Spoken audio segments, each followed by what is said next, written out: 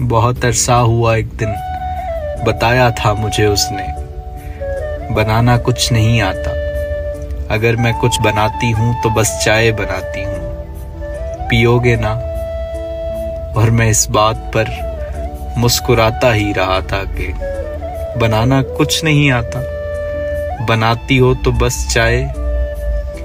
مجھے چائے سے الجھن ہے، نہیں پیتا اور اب اس بات کو گزرے زمانہ ہو گیا کتنا، نہیں معلوم مجھ کو کہ وہ کیسی ہے، کہاں پر ہے، مگر اب چائے پیتا ہوں، بڑی کثرت سے پیتا ہوں، بڑی حسرت سے پیتا ہوں۔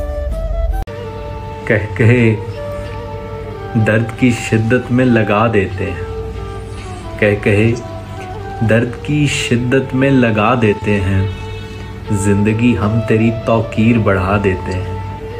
یاد ہے کتنی مار پڑی تھی، یاد ہے کتنی مار پڑی تھی جب اردو کے پرچے میں نے پیار کے معنی میں نام تمہارا لکھا تھا۔